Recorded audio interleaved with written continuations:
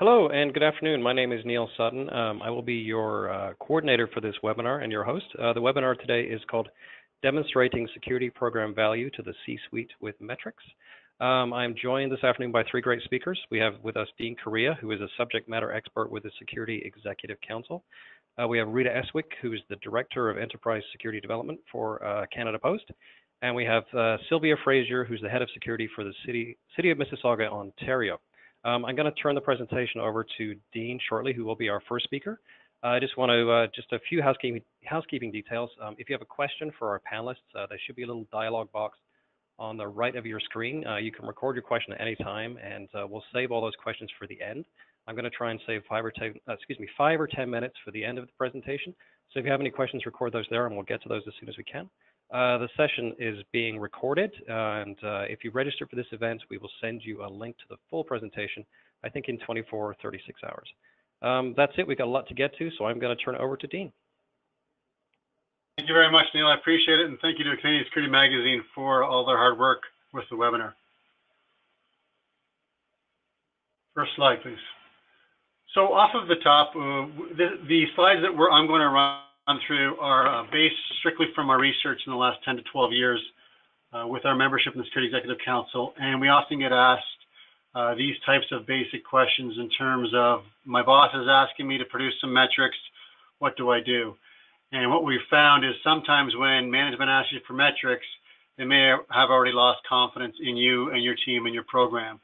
So our recommendation is always to get out in front of that and have this metrics program built and started and continuously living and breathing for 12 months of the year. Some of the questions you may get asked, and not just by management, but could be a new CEO, a new CFO, a new member of your team, a new member of another function who's an important colleague of yours on a day-to-day basis, are these ones that you see on the screen. So what do all of your security team do for their business? How are you managing the function? So what? What would happen if we quit doing all these activities? So see, these are some of the questions that you could be hearing from, again, colleagues or management that would generate the need proactively to build a metrics and measurements program. Next slide, please. Over the years, these are some of the typical counting activities that security programs and departments undertake, and they're broken into these buckets. And what we're going to talk about today, myself and my colleagues, Rita and Sylvia, is how to move from counting to measuring and demonstrating value. So here, if you haven't started your program or about to start your program, here are some typical programs within the security function where activities can be counted to begin a foundational level of building your program. GSOC, for those that may not be familiar with the term, stands for Global Security Operations Center. And in terms of protecting people, workplace violence, executive protection, and travel security, to elaborate on that line. Next slide, please. So from those programs that we just reviewed, a basic chart of the activity is seen here. And as you begin to count the activities that you and your team do on a weekly, monthly, quarterly, and annual basis, you'll begin to see the importance of moving from counting to demonstrating. And again, simply ask yourself and your teams and somebody that is not familiar with the security function, so what? So example, if you look at line item 1, activity, initial background investigations process, you'll see some numbers January through June. And it goes down the line. Security policies developed, foreign travel briefings. Ask yourself, so what? And some of the questions on the right-hand side are what you can anticipate, again, from upper management or another functional colleague. To us in the security business, we can and believe in what we do and the value that we bring. However, what we have to understand sometimes is that it may not be as clear to other functions in the organization and specifically upper management. So if you were to present something as that basic chart you see there, you can anticipate some of the questions being asked of you and your team on the right. So for example, for initial background investigations processed, what's the so what? What's the cost per case? To say that you had 14 background investigations processed in January, what kind were they? How long did they take? What was the impact? Those kind of things, and moving down along the line. Alarm responses is something that we often count in our function. So what's the so what? So that you had 14 alarms in June, what's the so what? If there are 14 alarms from one facility and 60% happened at 3 a.m. generated by Dean Correia, who shouldn't have been in that area of that building, that tells a different story as an example.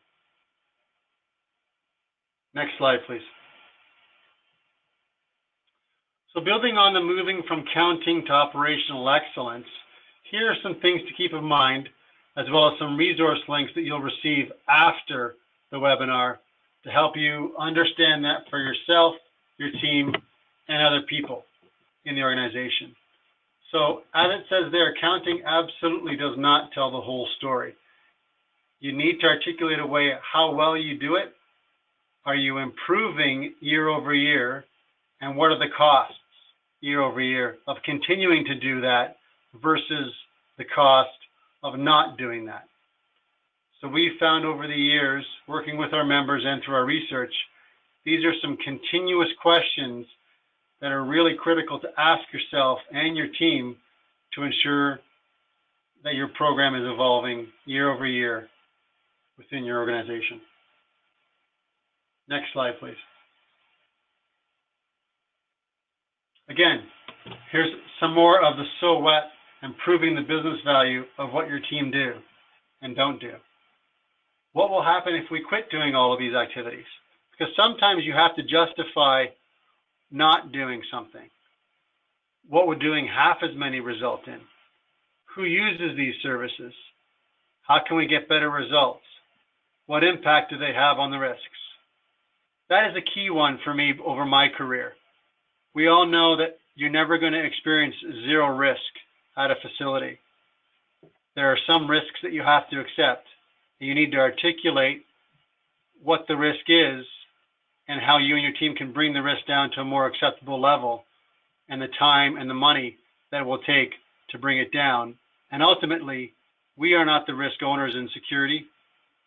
The business is the risk owner. Our job is to articulate what the risk is and then validate that the risk appetite the business is about to accept is acceptable or not. Next slide, please. Here's an example as I conclude my part in terms of how it's possible to move from counting to demonstrating operational excellence and the ROI of a metrics program. So let's take the first item, for example. So we said earlier in some previous slides the number of responses that we had to specific incidents on campus or in our facility. So what if we were to turn that into, here's the average security response time in minutes to our employees responding to a medical emergency versus us not having that service and relying 100% on local EMTs. So our employees can respond and have responded in 4.5 minutes, whereas local EMTs, it would take them 17 minutes. In other words, we're saving lives. Number two, these are the number of harmful incidents known to have been prevented and reported through our employees because they're security aware. 187 this quarter, as an example. So that shows the value, the preventative value of our policies, our procedures, and our security awareness campaigns. Security officer employee ratio versus what we benchmarked. We're delivering this value, we're delivering this level of protection, yet we have one security officer for every 330 employees, whereas most of my peers that I've benchmarked with have one security officer for every 100 employees. Next one, benchmarking peer groups demonstrates our cost for comparable security services is less costly. So our total cost of security, again, with my benchmarking that I've done with my peers, is 10 to 34% less than my peers. Process vulnerabilities mitigated by our security officers, again, 403 for this time period. Again, showing the value of what's being prevented and cost avoidance of the security officer program. And then another tangible metric that your CFO will love is savings from reduced insurance rates due to demonstrated effectiveness of our security programs. So in summary, we're always going to be counting. We're always going to be demonstrating what we do and how we do it on a regular basis. The challenge is to transfer those counting activities to demonstrate operational excellence and a return on our investment, both in people productivity and operational efficiency. And with that, I'll pass it over to Rita. Thank you, Neil. Good afternoon, everyone. It's a real pleasure to be here this afternoon. I have a real story to showcase as part of today's webinar. Throughout the course of my presentation, I'd like to sort of spend some time setting up the stage, so to speak, to showcase what we specifically have done here at Canada Post within the securities group to really provide and create what we're calling a very unique and forward-looking security value proposition that really does show from a metrics perspective true value to not only our executives, but the executives of our partners. So next slide, please. So for those of you who don't know, right, for hundreds of years, Canada Post's business model, it was based on letter mail, right, collecting it, processing, and delivering it. Bills, greeting cards, and of course, other types of written communication.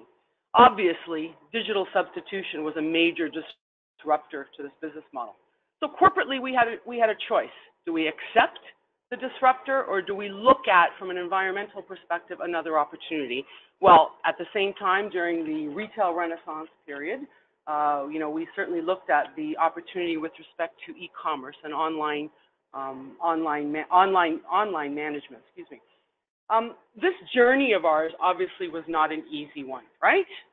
Lots of transformation had to take place, but we certainly emerged from this transformational journey as Canada's #1 parcel company.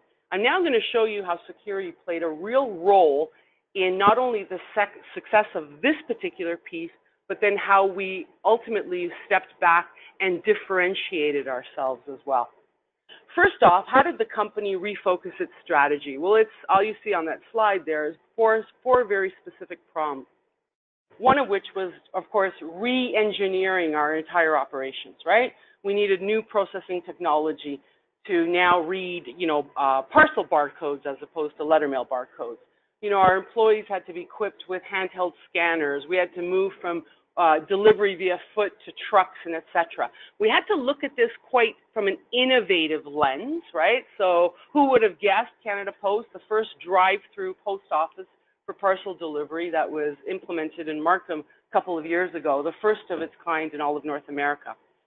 Certainly leverage and exploit the partnerships that we had with our retail colleagues and partners and strategic partners, and not just the retail giants, those from startup right all the way through. And then, of course, keeping in mind the critical component, which is the whole dimension of the customer experience, right? So company introduced, flex delivery, parcel lockers, digital apps, all customer-centric delivery services to complement, obviously, the customer convenience and choice. And all of these wonderful efforts are really well recognized on that slide in terms of some of those pictograms, in terms of the volume and the volume growth. Now, you're probably asking yourself, where does security come into play here? Well, I'd be lying to you if I didn't tell you that security played a role in the development of each one of these areas. Anything and everything from ensuring, the digital security robustness within some of that processing technology, obviously physical security safeguards when you talk about this drive-through post office, compliance standards, fraud authentication with some of these digital apps. But we were counting, and it goes back to what Neil was saying earlier. All we were doing was counting the number of events, counting the number of services. And so we really couldn't measure, from a security perspective, our contribution to this total success story.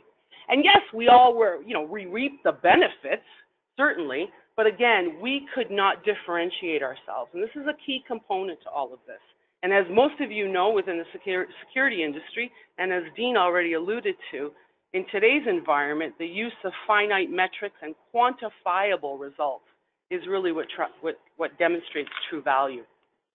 Go to the next slide, Neil. So we branched out. We took a step back from the issue and said, how do we align from a security perspective to the corporate strategic vision? How do we differentiate ourselves? And specifically, what are we going to measure in proving it? So, in keeping with that sort of three-pronged phase, we stepped back and we said, all right, let's take a look from a industry security perspective. What are some of the pain points that our colleagues are experiencing, and how do we take the approach to potentially alleviating and or supporting this? So no surprise to obviously anyone on this phone or anyone in the e-commerce world, card not present was the #1 pain point. And so we started a baseline. We had a baseline to move from.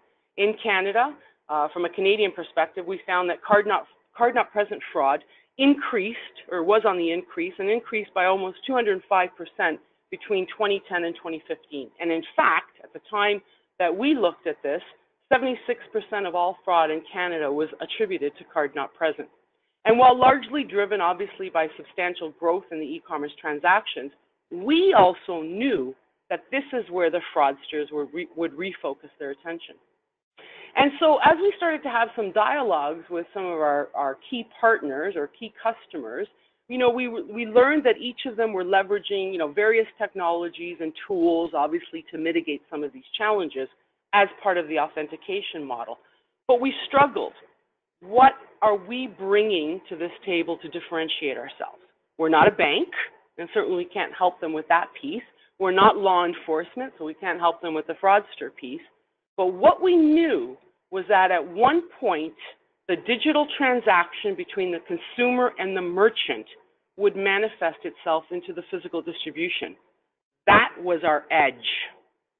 And so after confirming with our partners that we had a role to play, we actually moved forward and established a proof of concept. And it started with one specific participating merchant, a very large merchant, a very strategic partner with Canada Post. And we called the program our Fraud Parcel Intercept Program.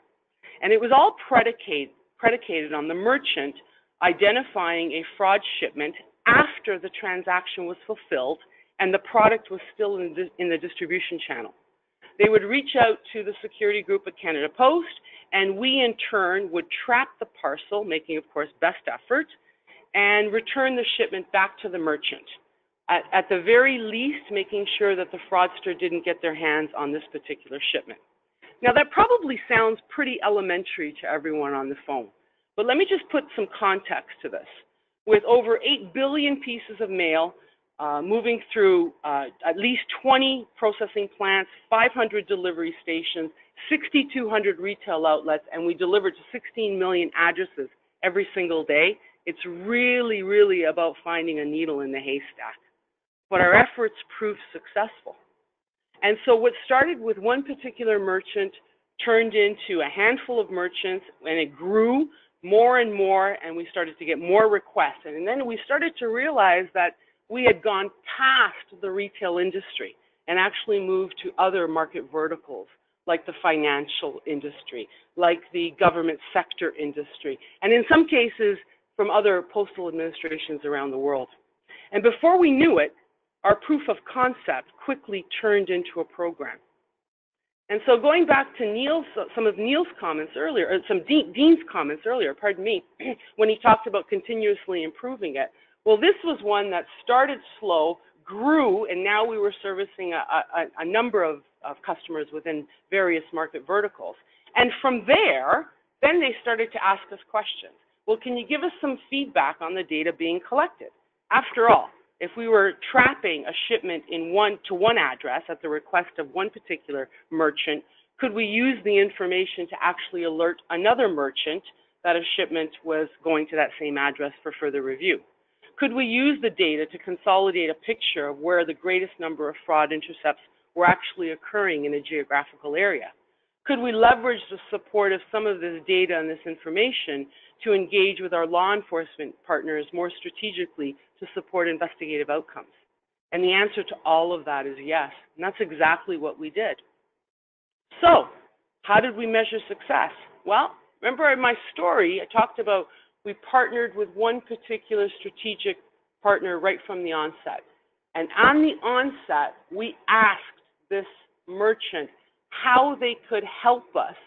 If we moved forward on the proof of concept, how could they help us support from a metrics perspective? And so what we started down the path was we will count. We will count the number of requests from this particular merchant. Fortunately, we didn't. And what we actually looked at was how do we, through this program, contribute to their fraud cost avoidance. And so in one particular year, in the first year with this particular customer, that $2.5 million was their fraud cost avoidance. Now, collectively, as this has grown, the number is much higher, but that was the story that we in turn then shared with not only our executives and our C-suite, but the C-suite of this strategic partner. And if you think that's great, the next one up on the ante is that the program has grown so much that it's actually now becoming a corporate solution that's being taken over corporately called dynamic redirection that'll come to the marketplace quite soon. And I guess in closing for me, as certainly as we continue to evolve, the various security capabilities of Canada Post, it's this type of model that we're going to be focusing on to really look at changing the conversation. No longer are we a cost center, but rather a true valued partner that will continue, obviously, to deliver confidence to all Canadians. So thank you for the opportunity to share my story. And now I'm going to turn it over to Sylvia. Thank you very much, Rita. And thank you, Neil and Canadian Security Magazine for organizing this webinar and for the opportunity to present today. So hi, everyone. What I bring today is a very unique, I would say, a very different approach to value.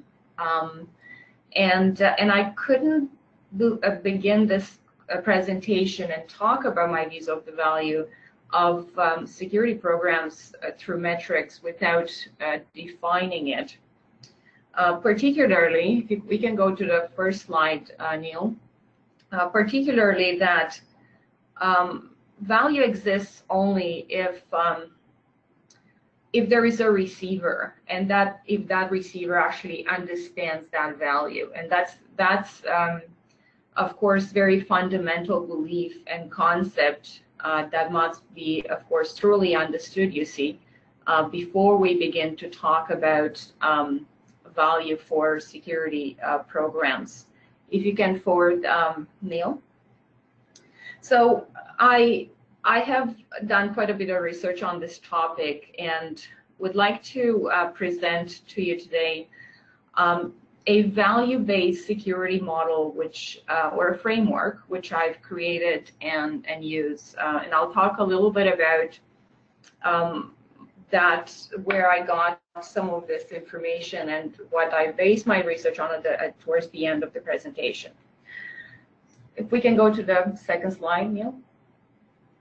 So the very basic premise of the framework I use is that there are three perspectives all playing into the value of a security program, and that is what you do, knowing what you should be doing and or why you're doing it, and of course the third one, making sure that your stakeholders understand what you do and how well you're doing it.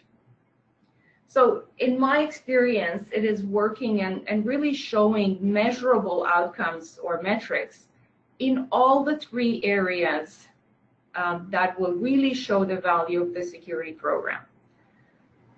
So let's look at the actual service. So just to give you some context, at City of Mississauga, so the current program I lead, which is security services for the city, is basically the scope is the responsibility for security in all city property, and that includes all parks, transit, enforcement, libraries, community centers, and all municipal buildings. And of course, we do this through enforcing the related bylaws, through municipal law enforcement officers, of course, physical security, risk analysis, and crime prevention. So how do we measure performance? Metrics, of course, the topic of the day, literally. In this area, of course, we focus on efficiency. So how fast do we respond to incidents? Trends analysis based on areas.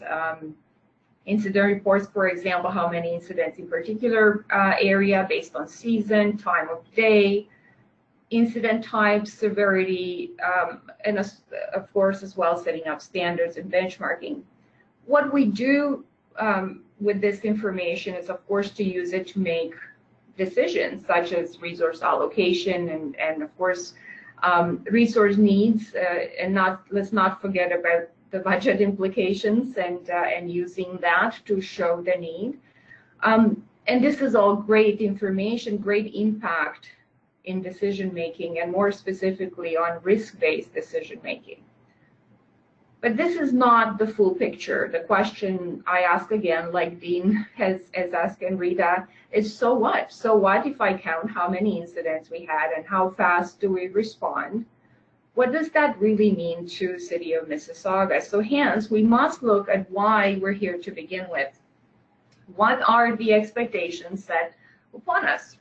So here's where I want to talk about the second perspective or view of the model, which is the expectation, the clarity and understanding, in my case, that the City of Mississauga expects from its security services. And I have to say I'm very fortunate that Mississauga is very committed to safety of residents and has set this expectation, as it should, very high.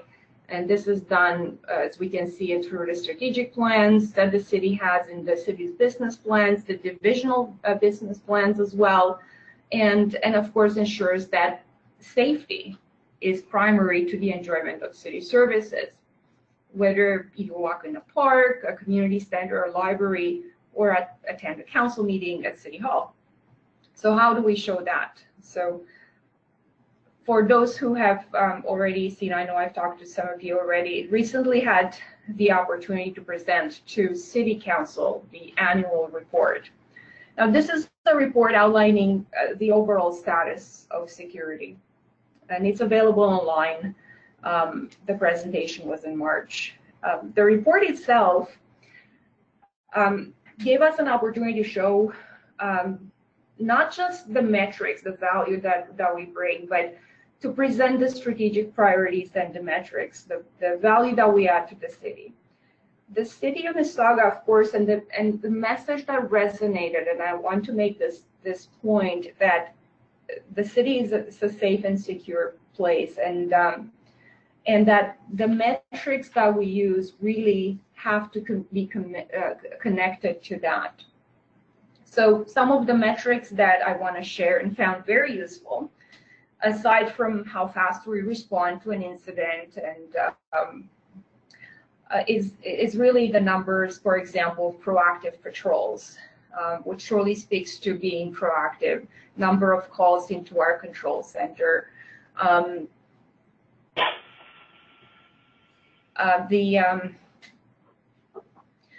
the relationship between officer presence and the number of incidents, as well as the analytics that we provide on a monthly basis. So I provide monthly metrics to the commissioners on all the status, plus the actual divisional metrics as well.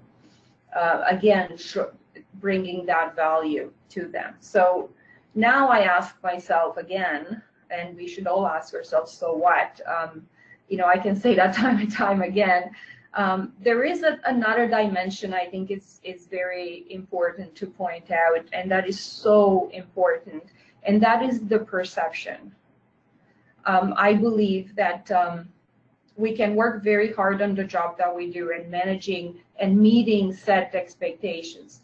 But the receiver of that service, whether it's senior management or customers, may not actually understand what we do and why we do it, nor how well. So I propose a very strong focus on awareness and education, really spending time speaking about what we do. So I spend a lot of my time doing that. At times it may seem redundant, really, but it is so critical on how others understand what we do. And there are times when you think they do, but do they really? I think this is one of the most important facets of a security program, is to manage that education and awareness. And as far as metrics in this area that I use are, of course, numbers of security awareness training hours, numbers of residents attending the town halls, a number of calls and awareness complaints. Now, I have to add a little comment here on the graffiti, for example. The graffiti calls have gone up as a result of awareness campaigns. And while that shows a high increase in incidents, it also shows the value of doing those campaigns as well. So while I pointed out the types of metrics for each of the perspectives, and I made some general notes there that you can refer to give you an understanding about how to apply this model in your area. But to wrap it up, I want to point out at the bottom of the page, you'll see a scale. This was a recent addition to this framework I have made based on my own feedback from my boss, Raj Seth. So he basically said, after I presented this to him, he says, oh, I get it. If you just focus on your actual service, you might get up to a 3 to show value. If you focus on both your service and the expectations, you may be going up to a 7. But if you focus on all 3, including the perception, you get up to a 10 in terms of showing and meeting that value.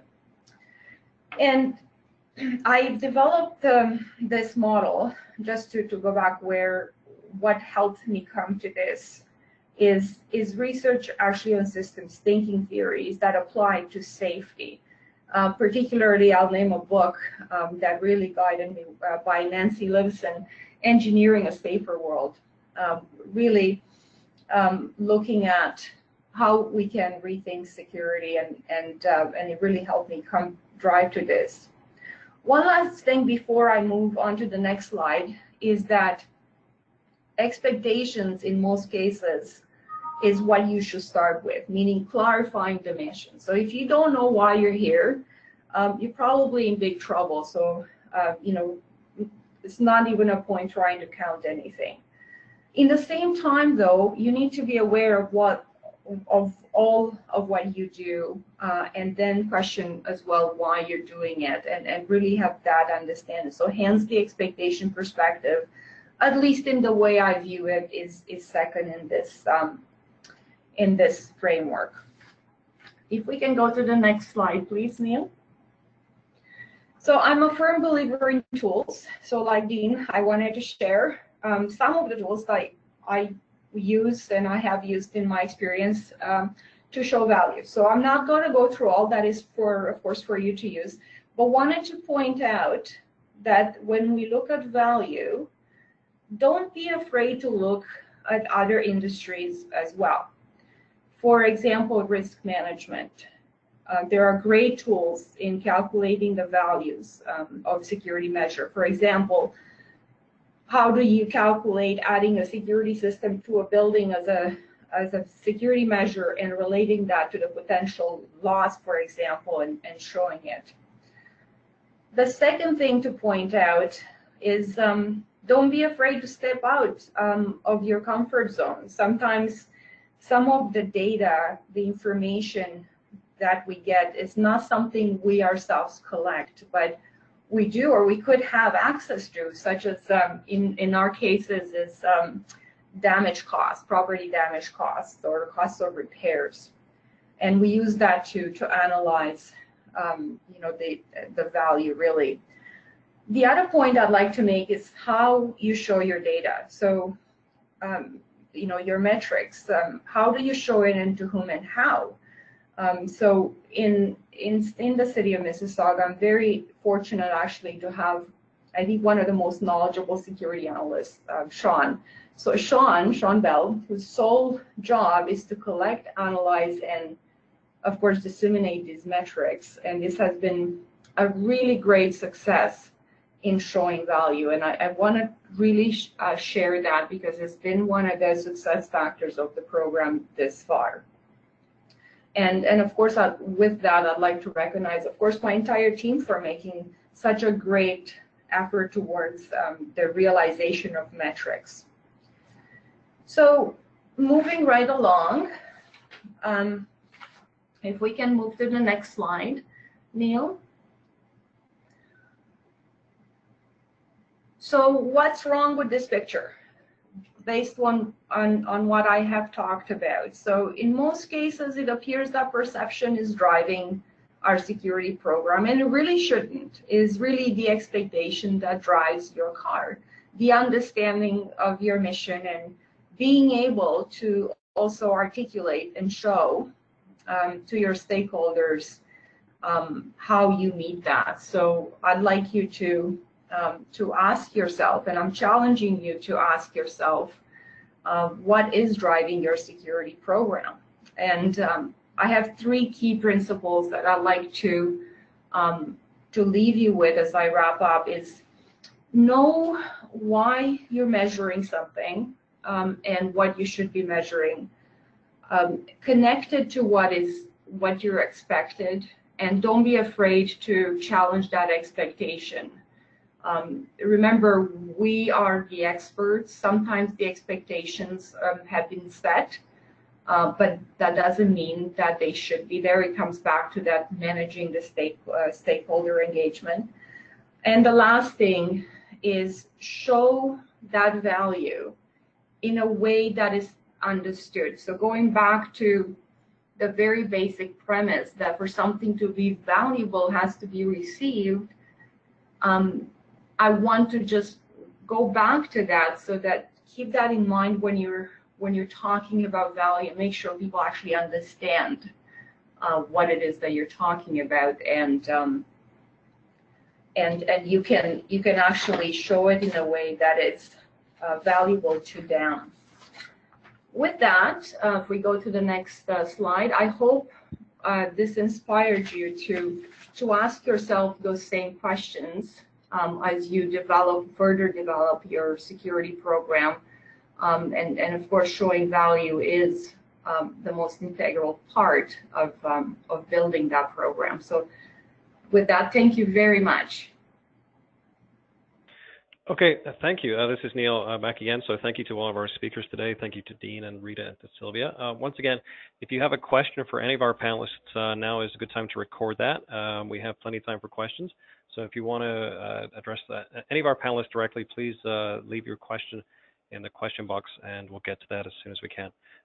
Maybe we'll just start off with a question for Rita. What should be the starting point if you are looking to get an effective metrics program underway? Thank you, Neil. I think it's been repeated a few times throughout the course of this webinar, but I think it values sort of repeating again, maybe in a different way. Sylvia talked about it from an expectation perspective. Dean kept asking us, so what? And I think during the course of my storytelling, I talked about, ensuring that there was that alignment and finding that differentiating quality.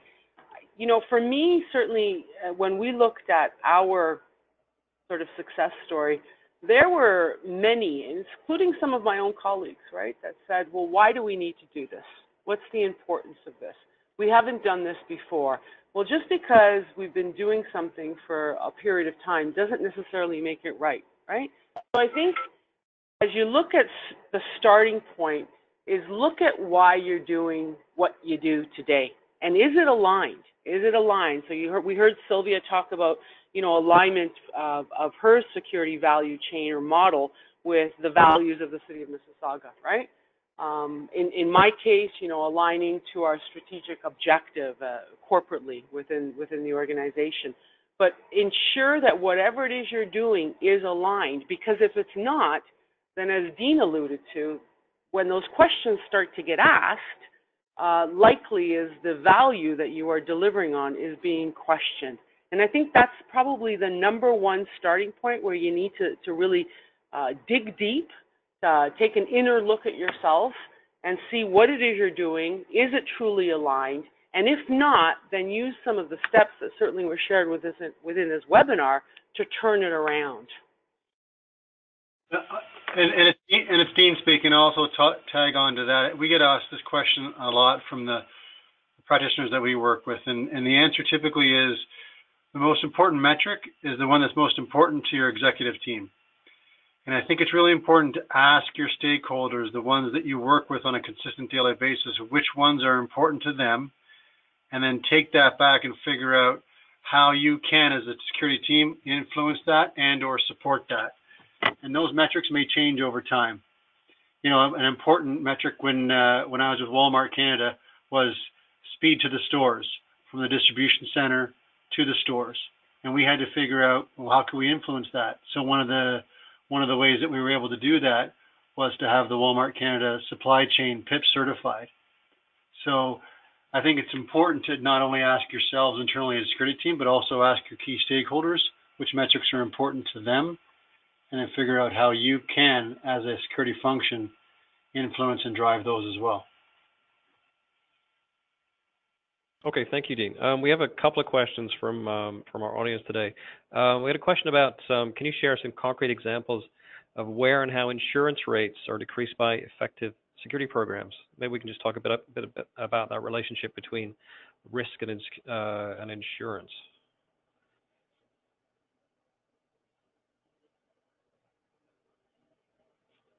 I'll chime in for a bit on this one. I know specifically when referencing business continuity planning, that a robust, documented, and living, breathing business continuity plan can definitely reduce your insurance rates.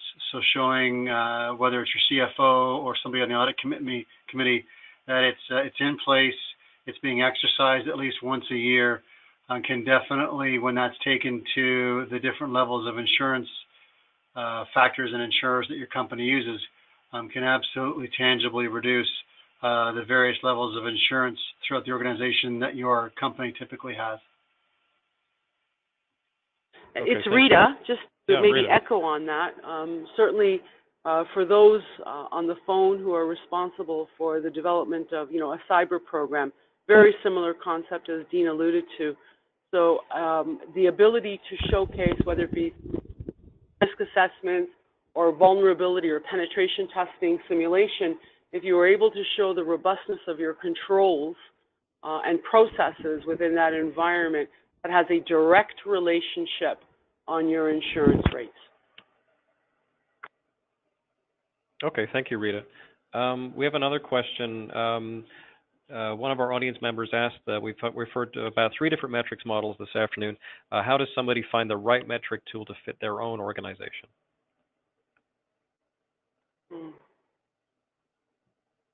So maybe sort of distilling these perspectives and trying to figure out what would be a best fit within your own organization. Maybe, Dean, do you want to take that one?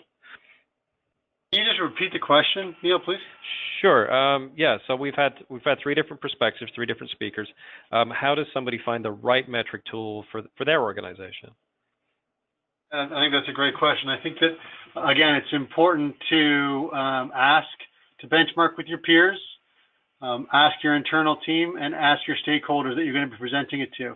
It could be something as simple, and I don't think there's one perfect answer. I think it's going to be a blend. It's going to be a blend of paper and pencil. It's going to be a blend of Excel. There's a various number of software tools you can buy.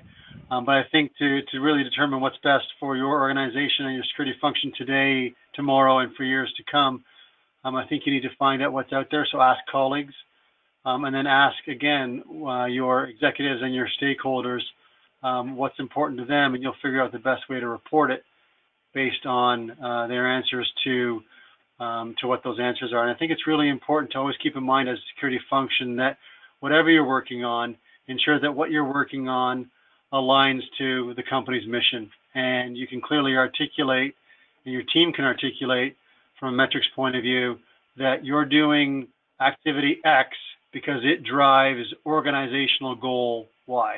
Mm-hmm. Okay, thank you, Dean. Yeah. Sorry, Rita, Sorry, did Neil, you want to say something? just to add to that, I think the other important piece in this is also to do some best practices, right? So if you're in a company that's selling widgets, and you're providing security for that company that's selling widgets, great opportunity to reach out to industry colleagues who are also selling widgets or similar to say what it is they're doing.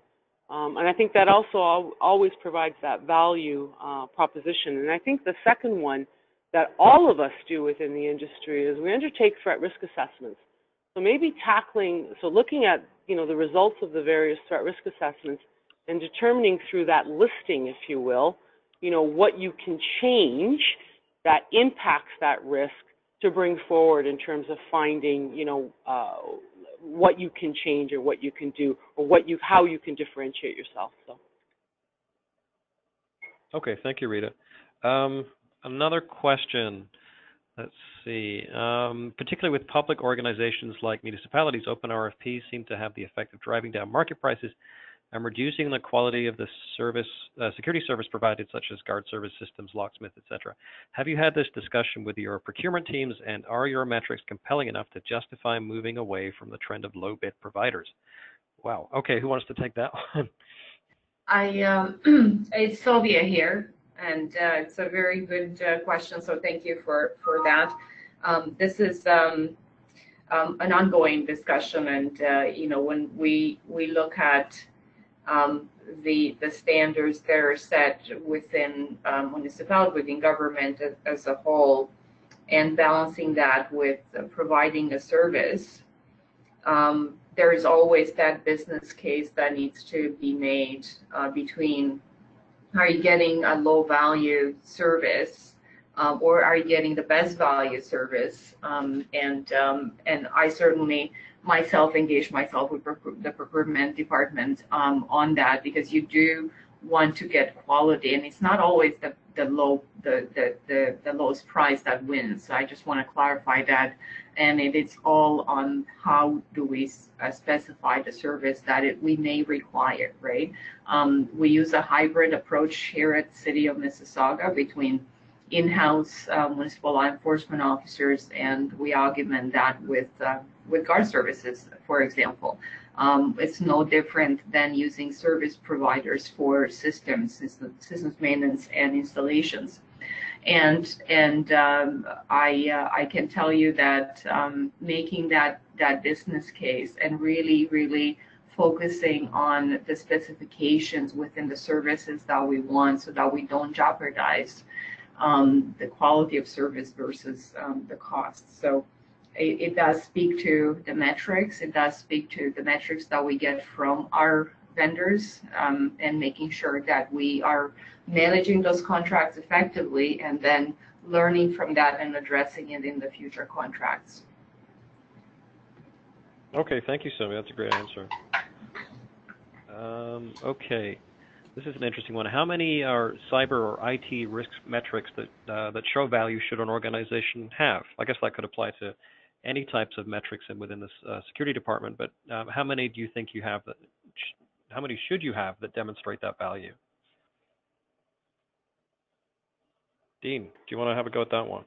I think that's another great question, and this kind of, I don't mean to get off tangent, but this may develop into a bigger conversation in terms of how well does the security function work with the IT function. My experience working with the IT function colleagues is they have lots of metrics, and they're fairly decent at measuring and communicating what those metrics are. So I think the first place to start to try to eliminate any duplication would be find out what currently is being measured and reported by your information security team, and then building that relationship to see what you can influence and or could partner in on reporting as a security function. Okay, thanks, Dean. Does anybody else have any comments about that before we move on to the next question? Okay. Another question: can you discuss or recommend any best practice metrics or go-to key performance indicators that would make sense for most security programs?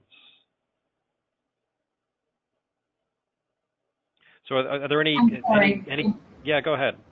Can you repeat that question? Sure. It's a question, I guess, about KPIs. Are there any that you would recommend or would make sense for most security programs? Actually, as a follow-up, the same person asked, is there anything that you should avoid in that vein? Okay, I can.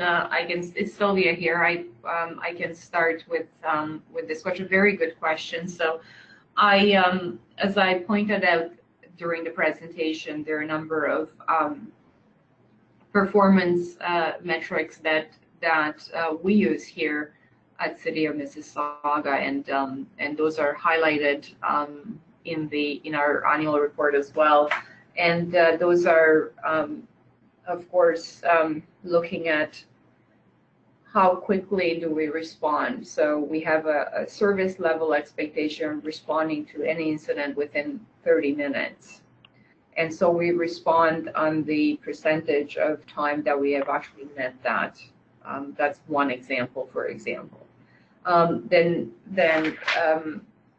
looking at numbers of proactive patrols and how long have we spent on a location doing that patrol versus the number of incidences. And quite a lot of metrics that I can talk about as well as number of calls. So that's one area that there's a lot of development and further development. This is not, by no means we got it all figured out, but there's a lot more work to be done. But things like how many calls do we get versus how many incident reports do we get versus awareness campaigns that we've done and watching those. So those are a few key measures that we use right now. Numbers of residents attending town halls, how many people have we reached to, and so forth. I hope that helps. And okay.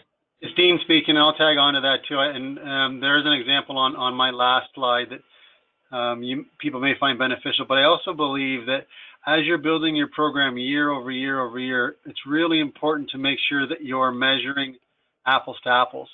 And what I mean by that is incidents, for example. Your incidents are going to go up year over year, so you need to measure them incidents by employee or incidents by facility, or whatever that may look like. For example, from a Starbucks and Walmart point of view, we used to always report robberies and burglaries. But we used to do that on a per 10 or per 100 store basis, because obviously as you increase your facilities or your stores or your employee base, your incidents are going to increase. So whatever metrics you decide to count, measure, and report, ensure that your team understands that it's apples to apples and it's being measured by something, so that year over year over year, you're able to measure and reflect and gauge impact. Yeah. Okay. Yeah. Thank you, Dean. Just want to remind the attendees that we have maybe 5 minutes left to go. So if you do have a question that you would like our speakers to answer, please record that now. We have a couple more questions left. There's one about ESRM, Enterprise Security Risk Management. Do any of the speakers have any comments about how ESRM can assist with generating metrics? It's Rita. So in our environment at Canada Post, we have a corporate enterprise risk management division or functionality, if you will. And so one of the things, and it goes back to what I was saying earlier, so it's doing the right right level of threat risk assessments, and then determining through those threat risk assessments what is the greatest risk. As you then deploy or implement or develop, I use that term, your offering, whatever it is you're doing, you want to tie how you're going to measure that in the same way, make sure that it's aligned with your enterprise security risk management group. Because if not, you're really going to face sort of what Dean was alluding to earlier, and that is duplication of effort. Ultimately, it dilutes the value that you're bringing, because ultimately the ESRM is going to take sort of that precedent. So that certainly would be the point that I'd like to make there. Okay, thank you, Rita. One more question for Dean, maybe. What can you ask of your security partners, your contract guard partners, et cetera, in order to build an effective metrics program?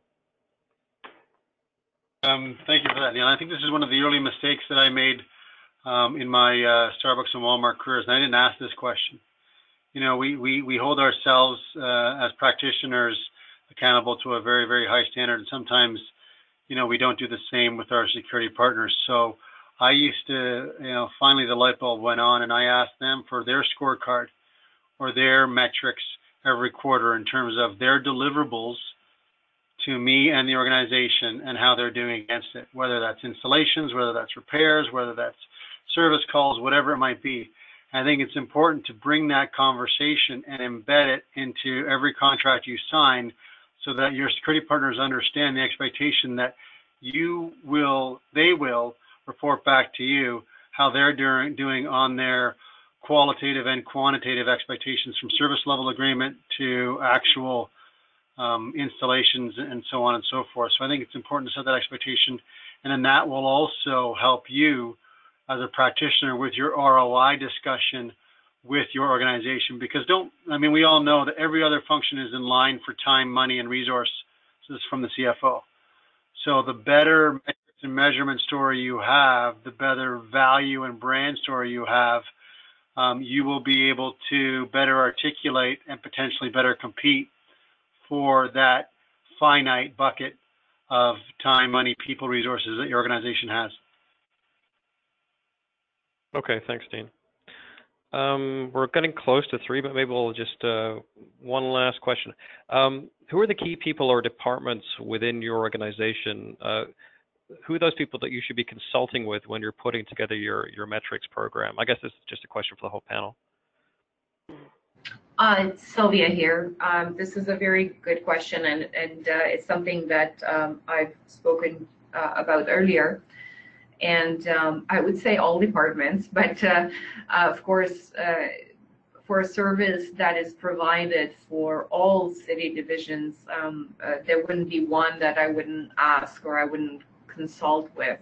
However, there are some that we work more closely with, and of course, when we start with looking at expectations and understanding what those are, those would be the the city manager, the commissioners, and so forth, and understanding what those would be. But then there are the actual business lines that we're providing very specific services to. In my case, would be transit, and which is my way, through our transit enforcement unit. And so, of course, really understanding what those expectations are, what is the business plan for transit, and am I aligning with that?